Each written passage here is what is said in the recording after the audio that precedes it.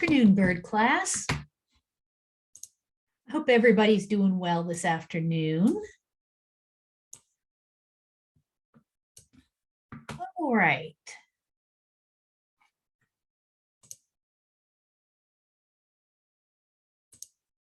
I'm going to have to go ahead and clear the coloring so we can get started.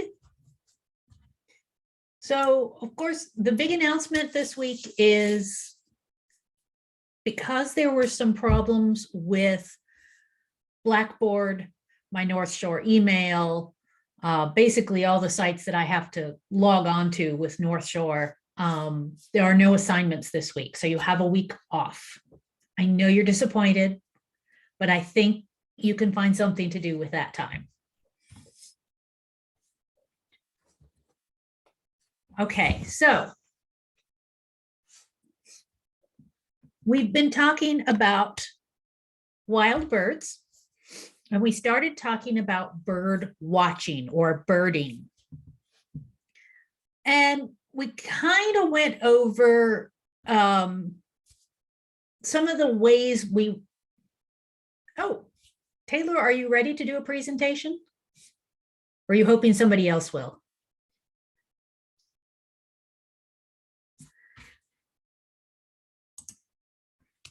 Yeah, I think everybody who signed up for the presentations changed their mind.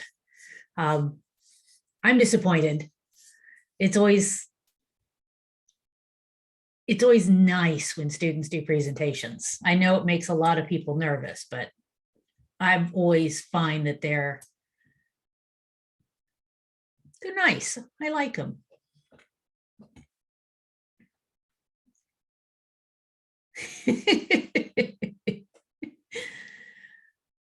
Okay, so we started out talking about how to start identifying birds. And we kind of start with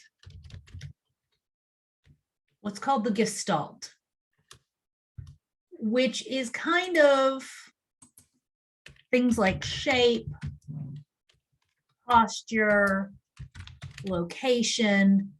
You know, if you look at this bird here, you don't have to know the species.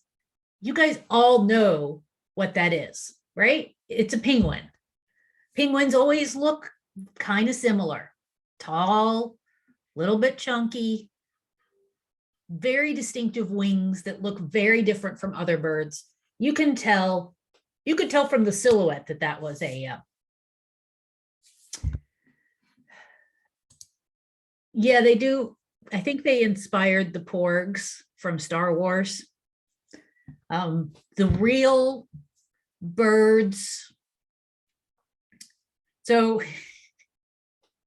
the Star Wars movie that had those porgs in it, they added those because there were constantly seabirds flying around the island where they were filming. And rather than just have these birds flying around that they weren't paying any attention to or erase them from from the film, they created the porg to explain the birds. But yeah, a lot of those that are flying around in the background, those are real birds. And they're a seabird that you don't usually see on the land unless you're on an offshore island, something like a razorbill or puffin looking bird. I can't remember exactly what it was.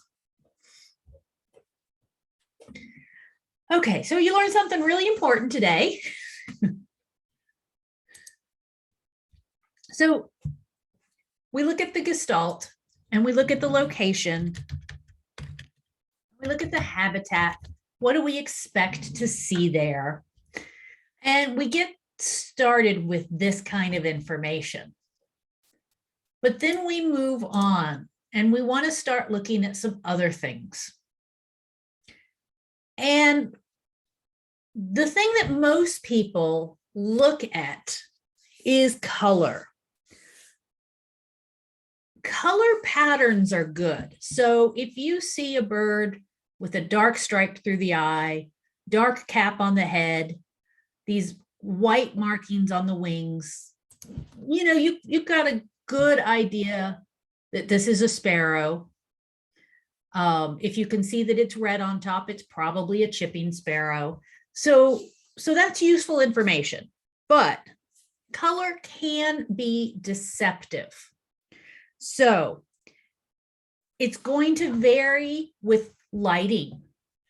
Have you ever noticed that right near sunrise or sunset, the light often looks kind of pinkish or golden? That can affect the color of the bird. Is the bird in shadows? It might look gray in the shadows, but white if it's out in bright sunlight. So that can be deceptive. Is the bird dirty?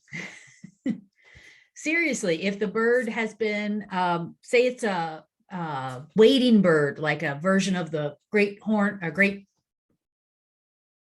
blue heron, and it's been wading in muddy areas, its legs may be covered in mud and look gray, when normally you would see, for example, that the feet are yellow and the legs are black. So that can cause some deception. And hummingbirds in particular will often have color right around their beak that's actually pollen, because they do eat nectar, and sometimes they get the pollen on their face, on their forehead, or on their nose, right above their beak. So those can be reasons that color might be deceptive. Size can be deceptive. If you're looking at something in a distance, there may not be anything that you can compare the size to. Did I put that image in here? No. Okay. Let me go see if we can find my favorite image.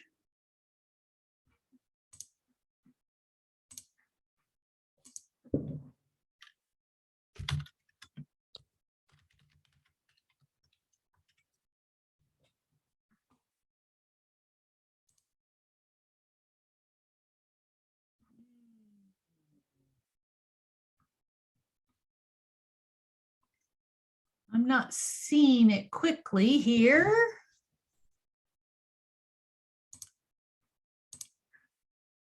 Let me try one other place. You guys will be patient with me.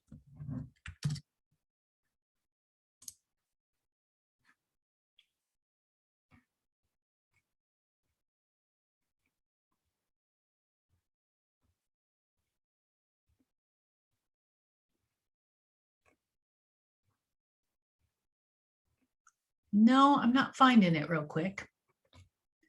Okay.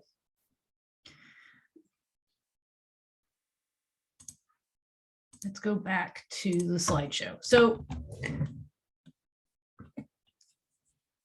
if you've ever seen a picture of somebody who found a huge snake, if you notice, most of the time they're holding the snake out between themselves and the camera. And so if you look at the image of me on the screen there, how big is my fist? Is it fist size, or do I have a giant fist? It looks huge. How far away you are from something can make a huge difference in how things look. And that can fool you when you're looking at birds. And it's especially true in birds that are flying, because there's nothing nearby to give you a sense of scale. So that can be tricky. And I mentioned when we were talking about falconry that females tend to be larger than males. And sometimes that's a really significant size difference. So there are a couple of birds that look incredibly similar to each other. One's called the sharp-shinned hawk, or sharpie, and the other is a Cooper's hawk. And male Cooper's hawks and female sharp-shinned hawks are about the same size. So you can really tell a female Cooper's hawk from a male sharp-shinned hawk because there's a big size difference there. But if you've got a small male Cooper and a large female Sharpie, it's very hard, even for experienced birders, to figure out the difference between those two.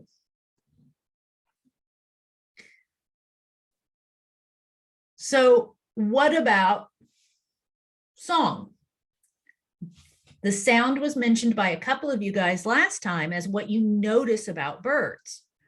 Well, some people are excellent birders and they can identify species by hearing their calls. It's called birding by ear. Some species you really need to hear that call to tell the difference between different species that look very similar to each other. But it takes a lot of skill and a lot of practice to learn to identify by sound. So what are we going to use? Remember way back at the beginning of the semester, when we had to learn about exterior anatomy and we learned about where is the breast? What are the primary feathers? Where is the crown of the bird? What is the lore? What is the malar region? All of those areas are important for identifying what we call field marks. And field marks are markings on the bird that you can see in the field. So when you're out looking at birds, that can help identify the species. So now we're looking at colors and patterns. Are there lines, dots, shadings? You might find yellow lures on a sparrow, for example, and that'll help narrow down what that is. If you're looking at gulls, leg color and beak color can be very important. Are they pink? Are they yellow?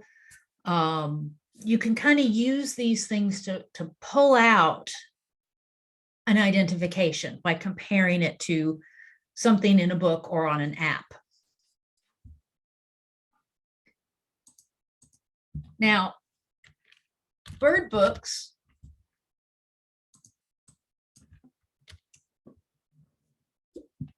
are commonly used by birders, although we have apps nowadays.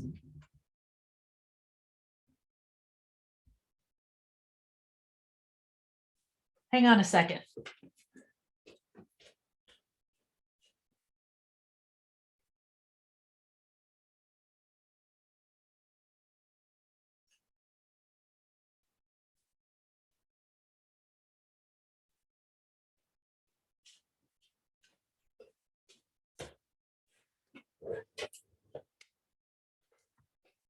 Is there a reason why some gulls have a red dot on their beaks? Yes, that dot is a signal to nestlings that it's time to be fed by the parent. So those are only going to be found in breeding birds.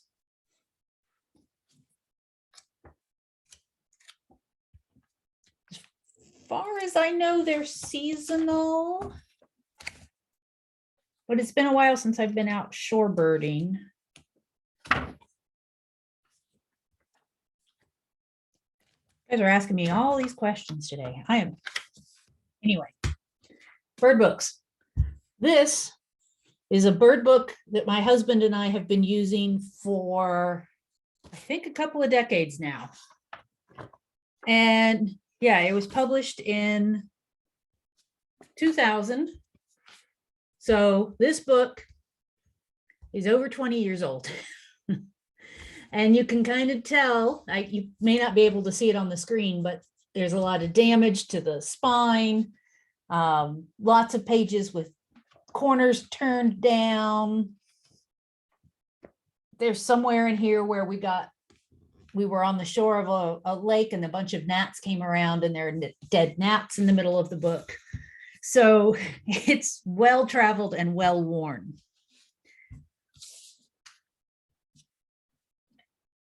I'm going to go ahead and move to, oops. Just a picture of me so I can show you stuff in the book. This particular book is one that I like a lot. And you can see this is kind of what an individual page looks like.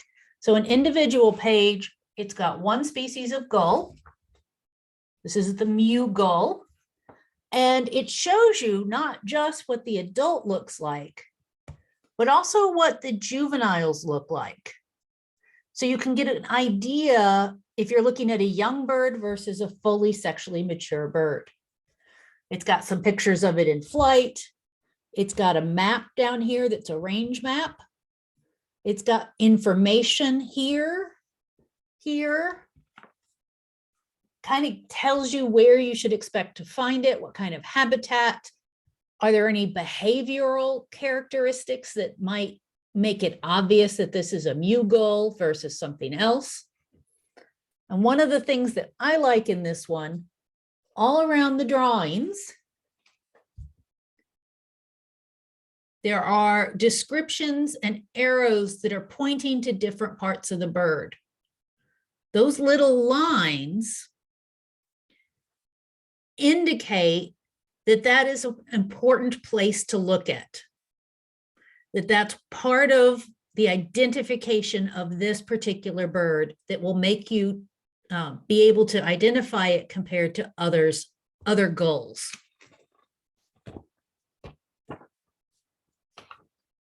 Gulls are very challenging, by the way. And at the beginning,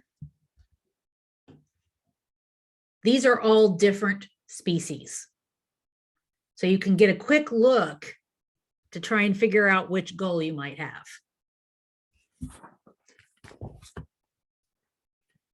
This is limited to America.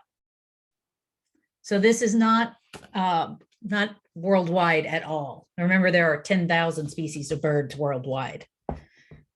So that's just in the US. Yes, gulls are challenging. They do all look very similar.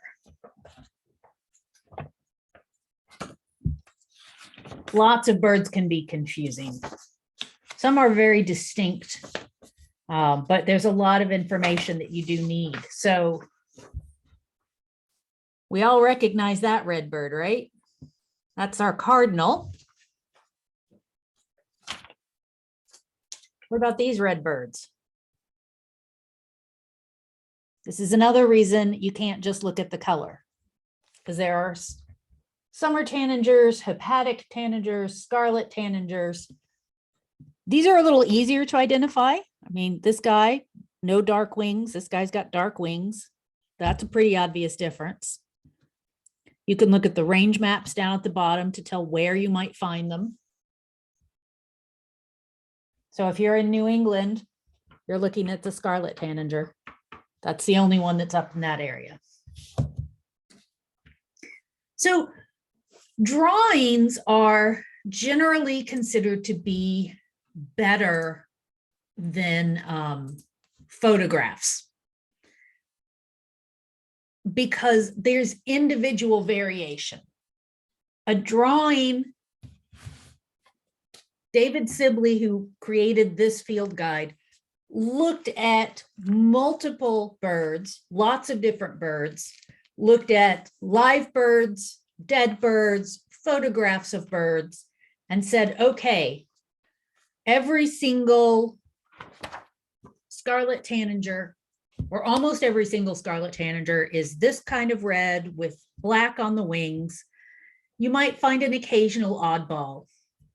So he kind of drew the average bird for that species.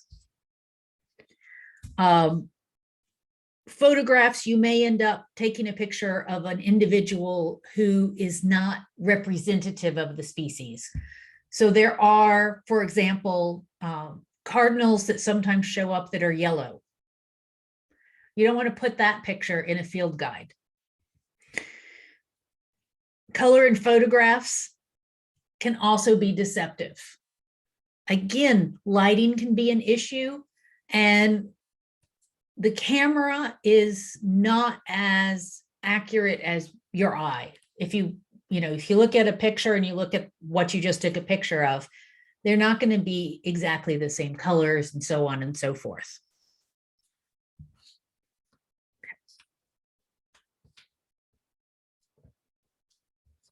Now this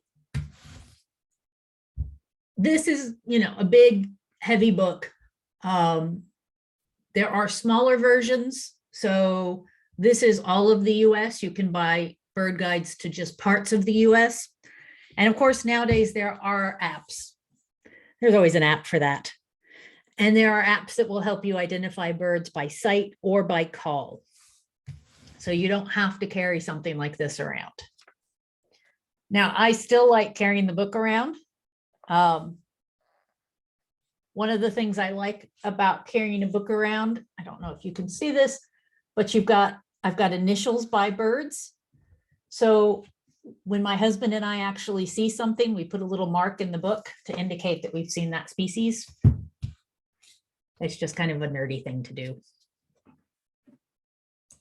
Absolutely a nerd. All right. So, oh, yeah. Here's a picture of some birds from the tropics. That range maps on this side, a couple of different ones to compare on this page, looking at them perching. Most of the time, if you see a trogon, it's perching. You don't usually see these guys except perched. The other thing you need are binoculars. Binoculars are going to have a couple of numbers on them. So they might say they are 8 by 42, for example. This first number is how many times the image is magnified. So the first number is the magnification. And the second number is the size of the image you see. So it refers to the size of the lens. The larger around these binoculars are, the larger this part of them is, the more space you're going to be able to see when you're looking through that. Yeah, some libraries have binoculars. Some facilities will often have binoculars available. I didn't know. Library, that's great. That's a great thing to be able to check out and try and practice on. Typical magnifications run between 7 and 12. Typical size of the lens, the amount of space you can see, tends to run between 25 to 40. I know I gave you an example of 42. The larger the magnification, the larger the size of the image, the heavier the binoculars are going to be. So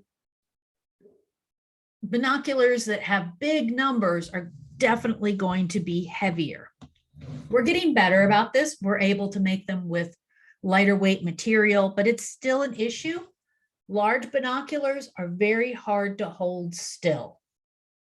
So you're holding the binoculars up to your eyes, and if they're heavy, you may not even be aware of it, but there will be some movement, which will make the image harder for you to see.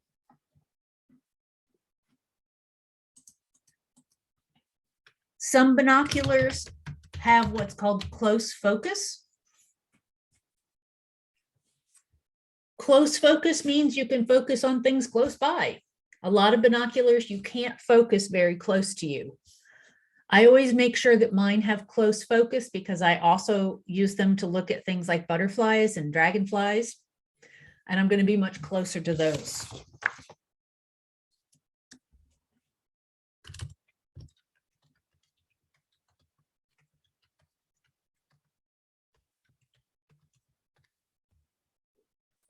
You want to make sure that binoculars are at the very least water resistant.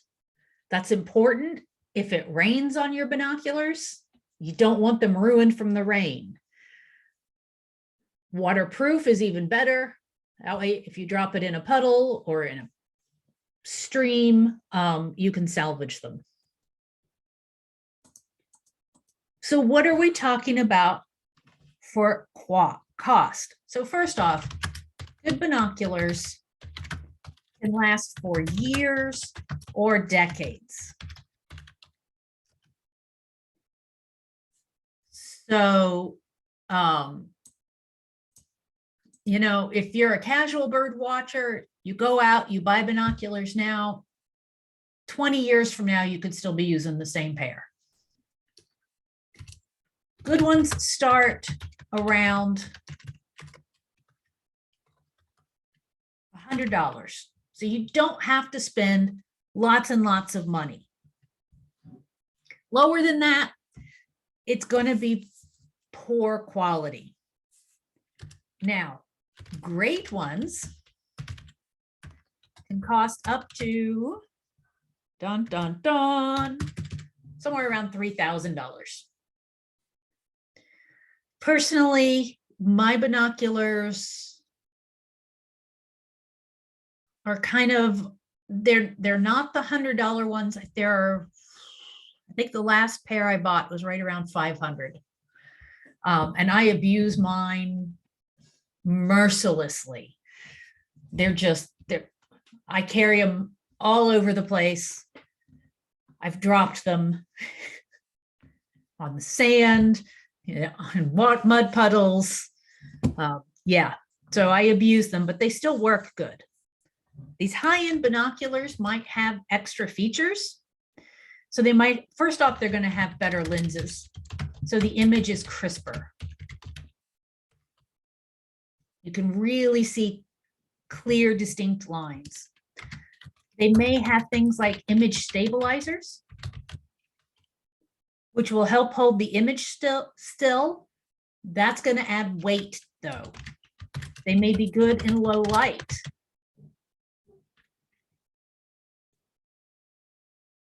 It used to be when people bought cameras to take pictures instead of using their phones all the time, that camera shops would occasionally clean your camera. In fact, there are still camera shops that will clean your camera, and they used to be willing to clean binoculars. I haven't found any place that's willing to do that recently, but sometimes your binoculars do need to be cleaned. Never, never, never open a pair of binoculars. Once you open them, moisture is going to get inside and your lenses will become foggy. In addition to traditional binoculars, there are night vision binoculars. These are for people who are wanting to go look for owls, for example, or other nocturnal birds, or for looking at animals in the dark, mammals in the dark, I should say. So you can also look for that, use those if you're wanting to go look for raccoons or possums or foxes in your backyard and that sort of stuff. Okay, so that's the overview of binoculars. Questions on those?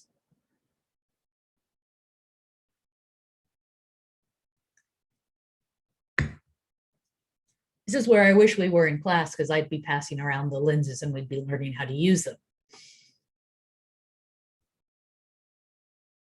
Okay.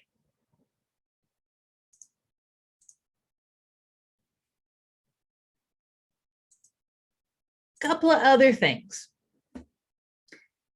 Binoculars come with neck straps, so they hang around your neck. That's kind of what we picture when we picture birders. You can also buy these things that look like harnesses. And I mean, that's what they are. They're a harness. They go around your shoulders and around your back. If you're going hiking with binoculars around your neck, the weight on that strap that goes around the back of your neck can become painful or uncomfortable over long periods of time. So the harness is good. It helps reduce the pressure on the neck. The downside to these is if you're trying to take off your jacket or put on a jacket, add or subtract layers, you almost have to take the binoculars completely off. Sometimes you have to take the binoculars completely off to do that. So I have a harness for mine, and it's annoying when it's, you know, you're changing layers because of the weather conditions, but it doesn't hurt your neck as much. This is a spotting scope.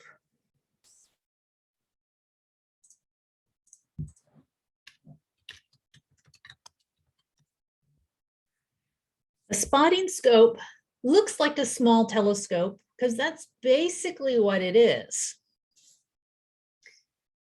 These are useful for looking at birds that are far off in the distance. So if you go to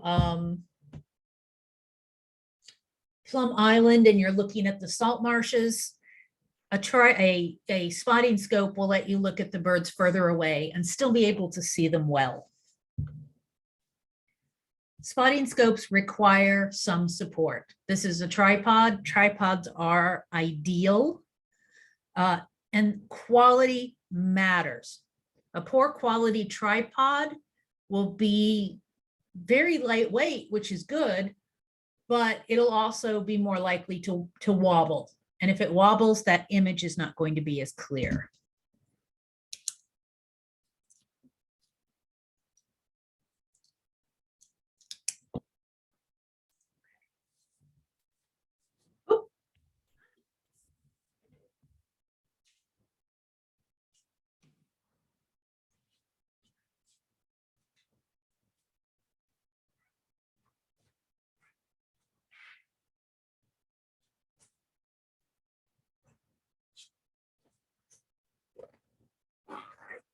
I forgot to grab all my props.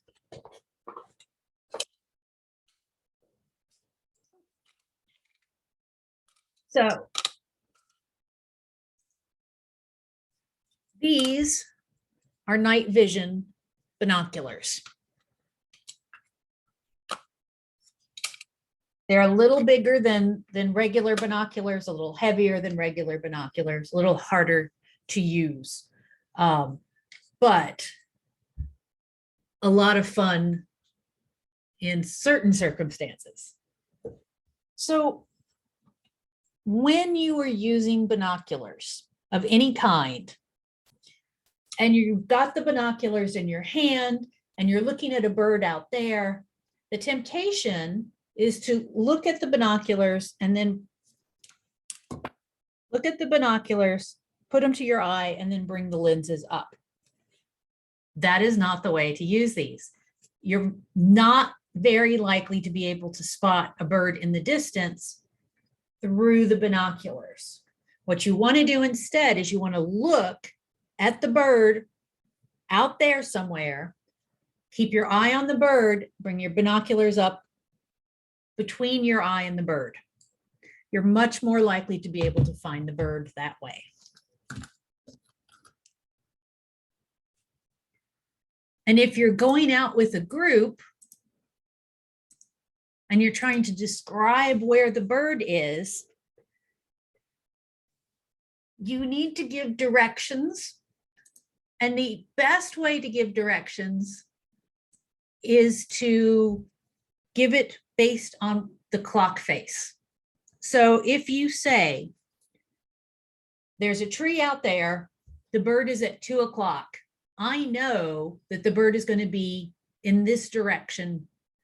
So toward the top, a little bit more than halfway up on the right-hand side? Is the bird at 7 o'clock? That's going to be further down on the left-hand side. Pointing helps, but it's not as good as a verbal description. So a lot of times what people will do is they'll say, okay, there's a branch that is completely horizontal. You go from that branch up 2 branches. So use a lot of descriptive terms to give an exact location of the bird.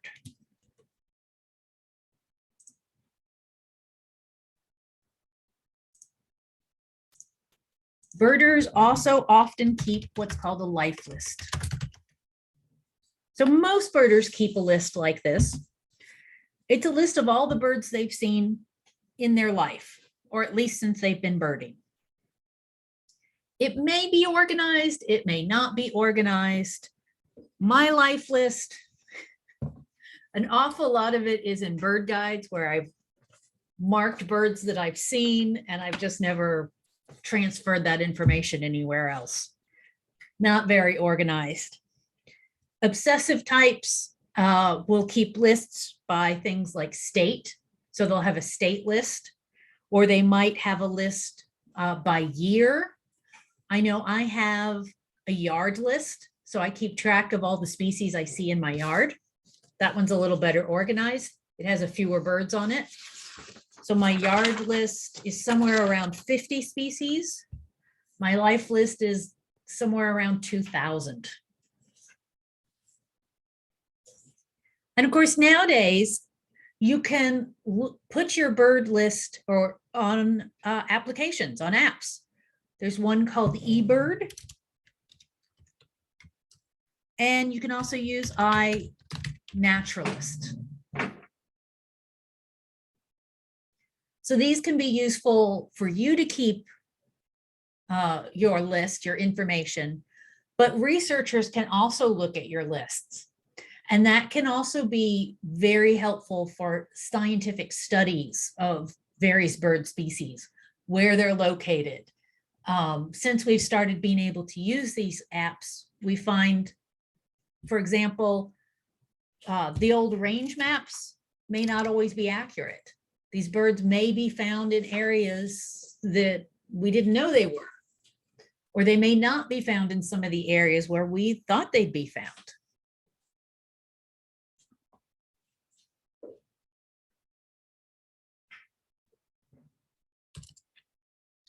And while we're talking about science, one of the longest running science projects is the Christmas bird count. It's now run by the Audubon organization. And every year in December, since 1900, bird nerds, bird watchers, go out to specific locations and count all the birds they see. How many species, how many individuals of each species. Nowadays, there are 2,400, okay, so almost 2,500 locations. Same time every year, same locations every year, as much as you can. This is an excellent way to observe changes in species locations and population sizes over 120 years. 120 years of data, of information about birds that can be used to say this bird is having a population decline. This species is having a higher population. The population's going up. Almost no bird species have a population going up right now. Most of them are going down. So that's looking at wild birds for science. See, did I put that picture in? Yes, I did. Then It's competitive birding. This is from a movie that was out a couple of years ago called The Big Year. It's a cute little movie. I really enjoyed it. And oh my God, it's pretty accurate about the nerdiness of competitive birders. So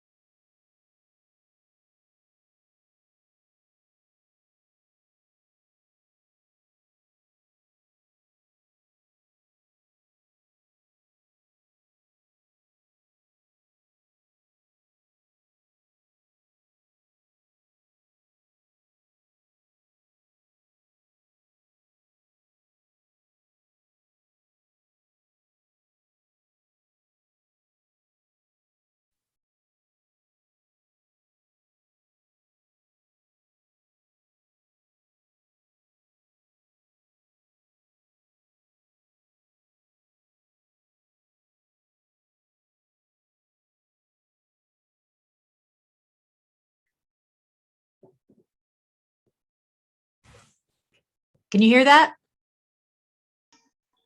Yes. Okay, good. All Okay. right. I was just going to ask you, when are you going to put this video up? Because my internet was really bad and I lost about 20 minutes of the class so far. Yeah, I noticed that, Mary. Yeah. It will probably be up probably tomorrow. Okay. All right. So competitive birding. I'm not sure when I lost sound here. Talking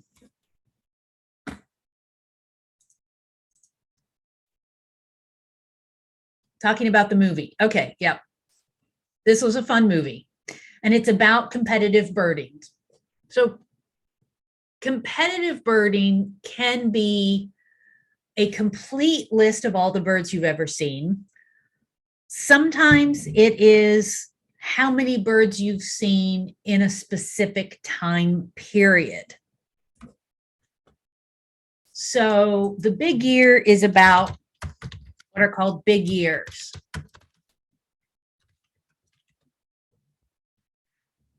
A big year is a year-long time period where let's be honest, wealthy birder will take a year and try and see as many birds as possible within that year. A big day can be done by anybody, and that's the same concept. How many birds can you see in a day? A big sit is even more prescribed or limited, where you sit in one location and record all the birds you see. And the American Birding Association keeps track of this kind of information. So people compete to see who's going to see the most birds in a year or a day or while sitting in one location. And the ABA, the American Bird Association, determines, is it likely that you saw that bird? Is that bird eligible to be counted? So they're kind of the rules organization. So you might be saying, I saw a blue and gold macaw. And if you're in Boston, that's somebody's pet that got out. If you're in Miami or LA, it's an exotic species that's starting to become established and breeding. I don't know if the ABA accepts those or not, because I don't do this kind of competitive birding. They also, the American Birding Association also has ethics rules. We think birding is, you know, it's kind of passive. You go out and you look at birds. What harm is that? But when people are competitive, they will often use calls, either pre-recorded sounds or vocalizations trying to attract birds. So one example is psh, psh, psh, psh, psh. That's called pishing, and it's supposed to sound like a wren that is scolding a predator. And what happens is all the small songbirds in the area will come so that they know where the predator is, and they'll help try and drive it out of the area, try and harass it. That sort of stuff is usually unethical. It's disturbing the birds. And if a lot of people are doing it in the same place, that can drive the birds out of that area. So that's something to consider. Competitive birders may also do things like trespass or throw a rock into a bush to scare a bird out so they can see it.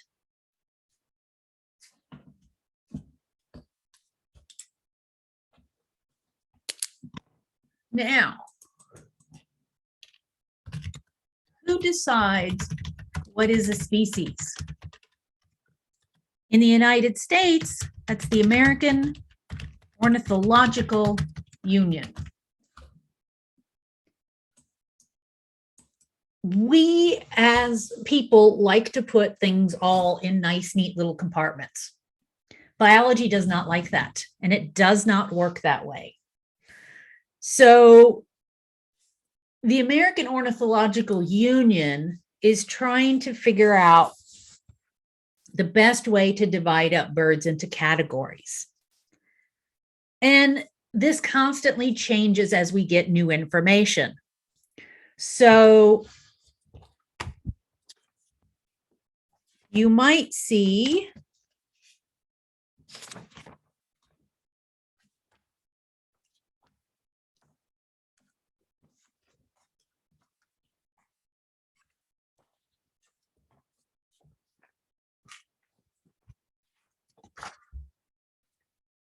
these two birds.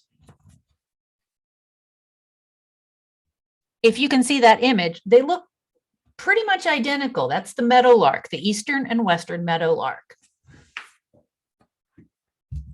Are they one species or are they two? It's a good question. The eastern meadowlark and the western meadowlark look identical, but they sing different songs. And great, okay, so they sound different, they must be different species. But their ranges overlap. And where their ranges overlap, where both of them occur, sometimes they'll hybridize. Okay, so they breed together. So does that make them one species? It's not always clear. And so a lot of times, the people who are making these decisions at the American Ornithological Union will go back and forth, lumping two species together or splitting one species into two, depending on things like new genetic analysis, new evidence of hybridizing, and that sort of stuff.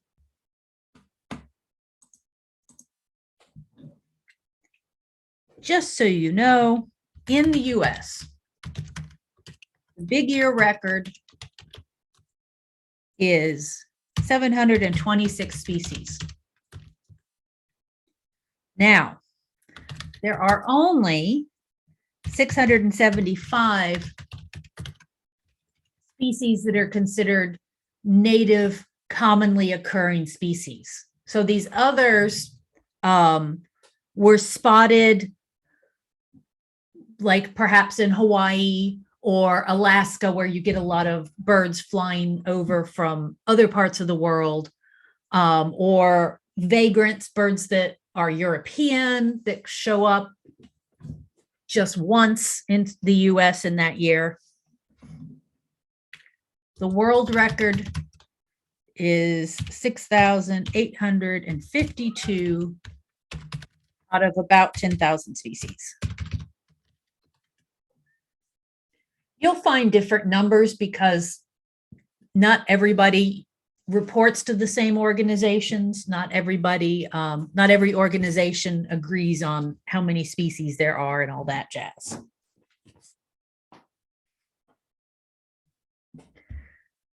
If you're trying to do this kind of stuff, it's expensive and it's complicated. So a big day is it's gonna matter where you go. So out here in California, the best way to do that is to, we have very high mountains, much higher than the mountains out in New England. Within the same day, you can go snow skiing high up in the mountains and surfing in the ocean. So if you live somewhere that has that much diversity and habitat, you're going to be able to see a lot more species than if you live like, let's say, Nebraska, which is relatively flat, doesn't have an ocean, and it's farm fields and forests, but that's kind of it. There's not a lot of diversity there. In a big year, you better have a lot of time off and a lot of money, because you're going to be flying all over the place.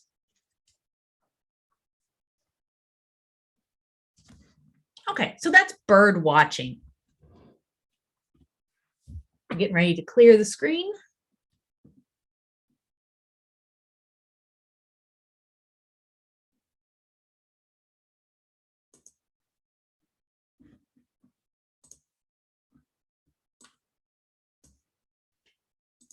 Now I want to talk about wild bird problems.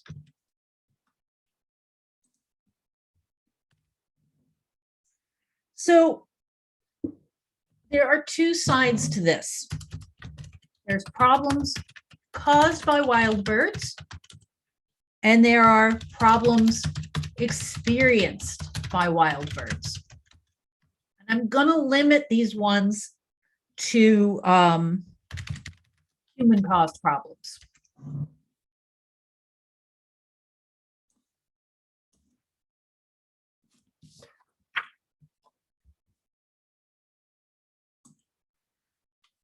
So, what did this damage? Any guesses?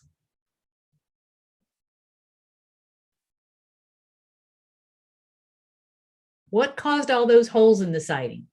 Yep, Jessica, you're first in. This is caused by a woodpecker.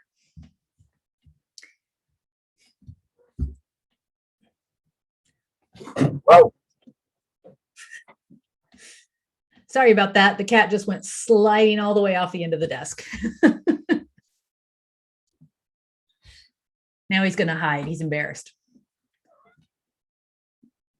Okay, so woodpeckers can cause damage in a couple of different ways, or cause problems. Sometimes during breeding season, yeah, he's fine. Not a problem. He just kind of slid off the edge. Didn't even hit the ground very hard. I didn't hear a thud or anything.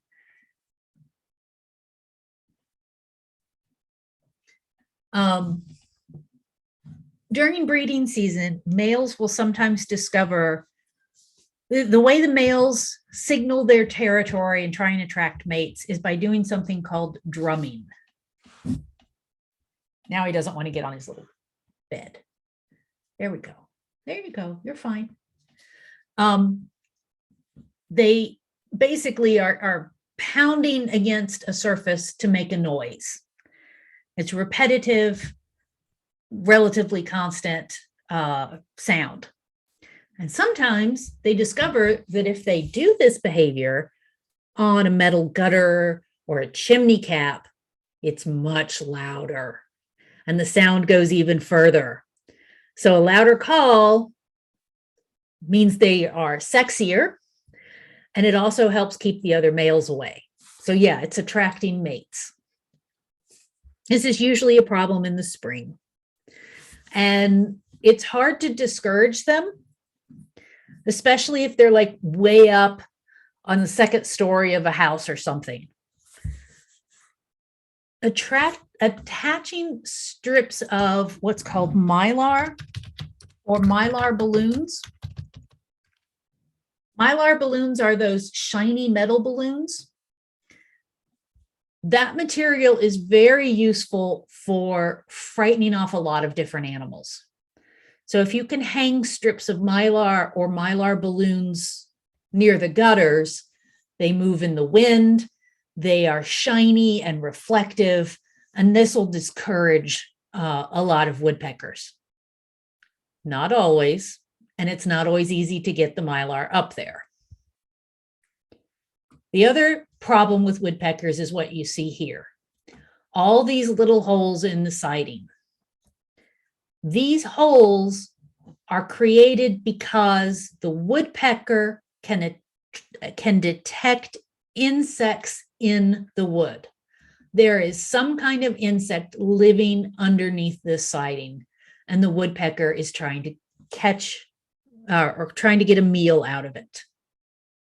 So if you see this kind of damage, you probably have termites or carpenter bees or something. And once you get rid of the insects, the woodpeckers will go away. Not a problem.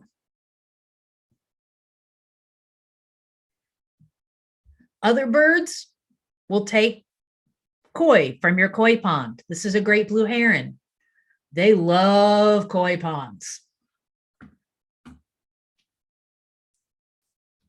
All right. If you want to take a screenshot, I don't know that there's much written here.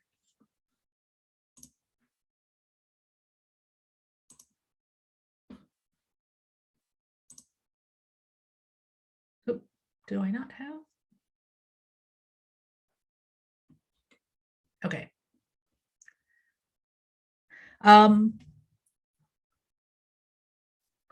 What else can be an issue with wild birds? Eating the wrong stuff. So koi, like I mentioned a second ago, but also your fruit. If you grow blueberries, if you grow tree fruit like peaches, wild birds will come and eat it. So will raccoons and squirrels. So you might consider birds to be a problem if you're trying to grow food for yourself. There is anti-bird netting that you can put over a tree or a bush to try and reduce wild animals taking your food. Those anti-bird nettings can be kind of problematic. The opening is usually big enough that a wild bird can get their head through, and they can sometimes get caught. They can get tangled in it. Snakes can get caught in it. So you have to be very aware of that. That can be a huge issue. And of course, predatory birds. If you feed songbirds in your backyard, you're creating an artificially large population of them, which is going to attract hawks and owls. So hawks will sometimes take a bird from your bird feeder. Hawks and owls might also take your chickens, pet pigeons if you let them out. Or, as we talked about last time, even outdoor cats.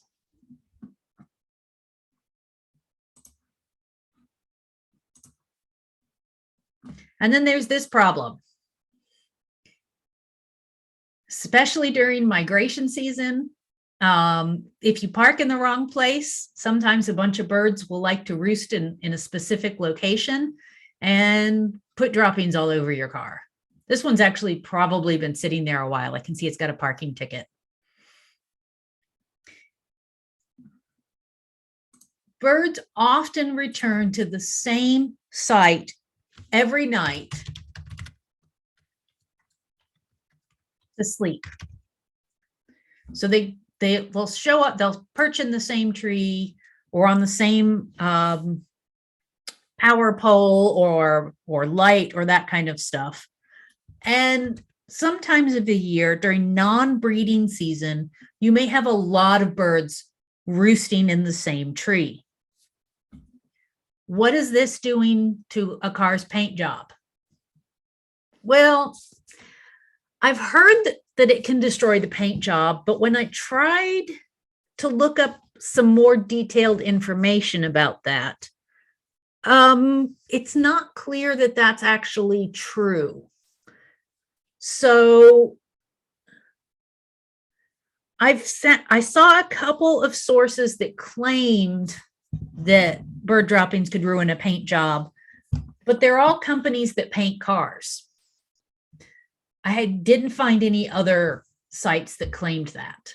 And I see Shannon made a comment that she'd never heard of that. And she has experience in auto body. Fiona, go ahead.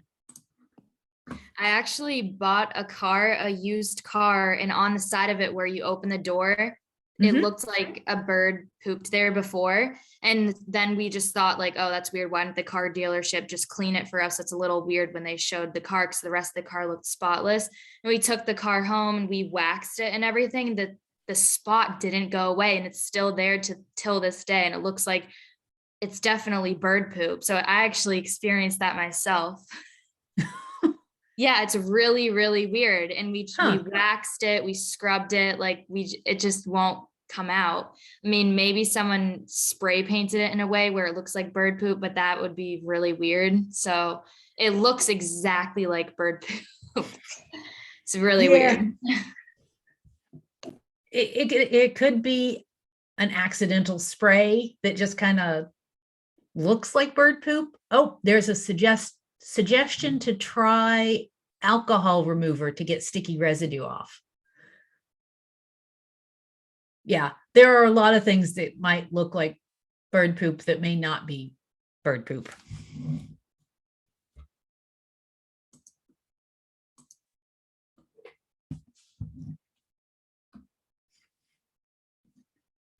Okay.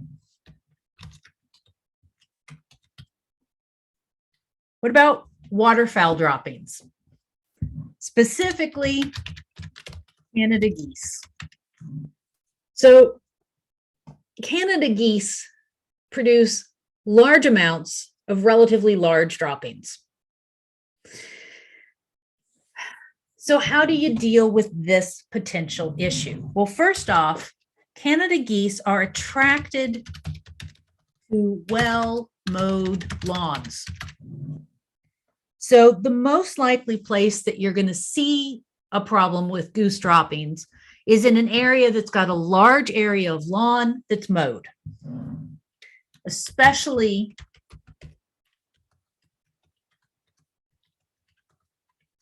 if it's near water. Yeah, sports fields. Canada goose heaven. They like that kind of habitat. So you can't really deter them from sports fields. If you're talking about your yard, you can try what Fiona is trying to say, keeping your lawn crappy. Yes, not mowing regularly or as regularly. You can also minimize the size of the lawn, not mow as often. or plant bushes or large perennials in or near the lawn. So all of those things, or even trees, all of those things that break up that big, flat, green space are going to help discourage geese. If you have to have a large lawn, they do sell dead goose decoys. These kind of work,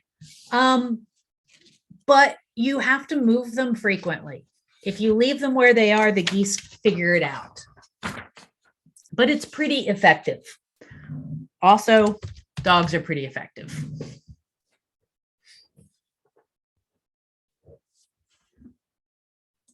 Questions on geese, since that's an issue. Okay. If you want a screenshot of that.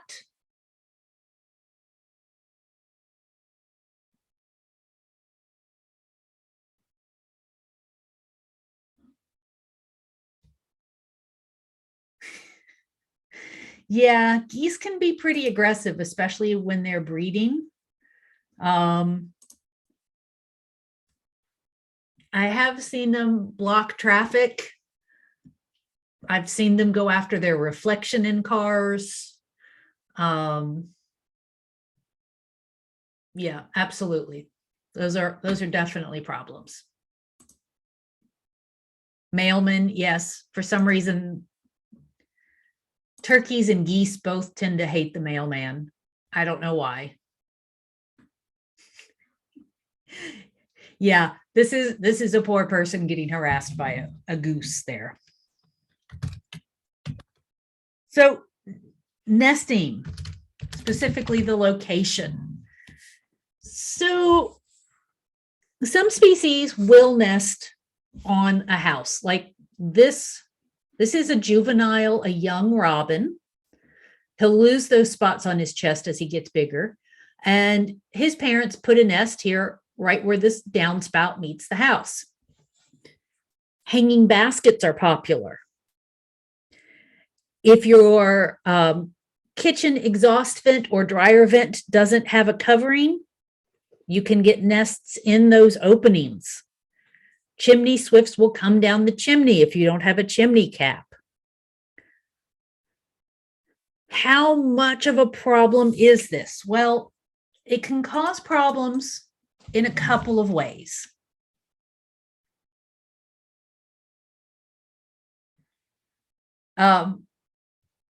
There was a private question to me, what would I do if I was being attacked by geese? I'm not really afraid of geese. And so a geese comes towards me and I move towards it. That kind of makes them think twice. And if that doesn't work, I will, reach out and try and grab them by the neck if they get that close. It'll still smack you with its wings, but that's not hurting anything. And usually if you grab it and let it go, it will move away and then you have a chance to walk out of the area. I don't recommend running. If you don't have the experience working with large birds and are not comfortable with that sort of thing, I love the umbrella tactic. If you know that turkeys or geese are a problem in your neighborhood, take an umbrella with you. When the bird comes towards you, open the umbrella and hold it between you and the bird. That protects you from the bird. The bird's not going to be able to get up and actually bite you or smack you with their wing. Turkeys, geese don't bother me. Swans, I'm not going to mess with swans. They're much bigger than geese or turkeys, and they can smack you hard enough with their wing that they can break bones. They're not likely to break your legs, but they might break your arm bones. So walking away is the best tactic. Running is going to encourage them. So walking away briskly, but not running is a good tactic for things like swans. Yeah.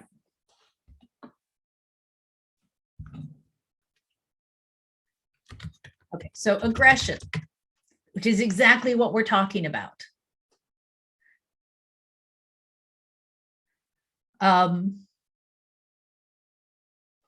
Danielle, I have no idea what you're talking about. Sorry. Aggression is most likely to happen around the nest when they have babies.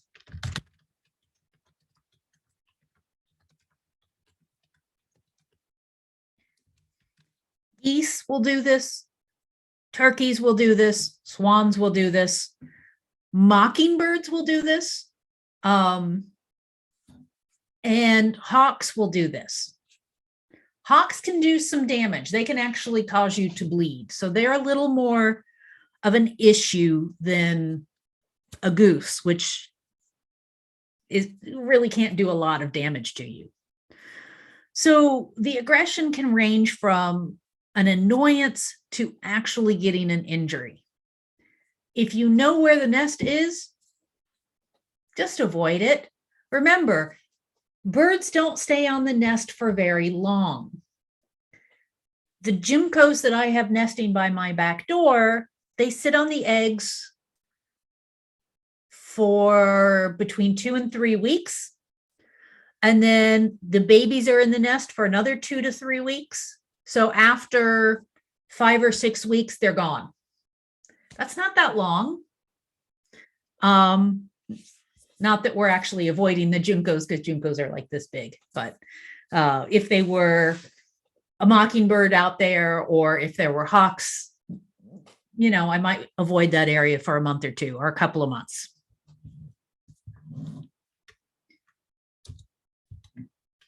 Oh, shiza.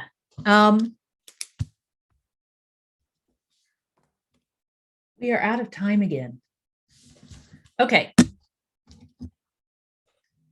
So we're going to come back and we're going to talk a little bit more about other problems with birds nesting near the house. And then we're going to start talking about problems for the birds. And we're going to talk about feeding the birds in your backyard, what to feed, how to feed, what kinds of problems can arise from that. Are there any other questions today? All right. Have a good weekend, everybody. There's no homework, no quiz this week.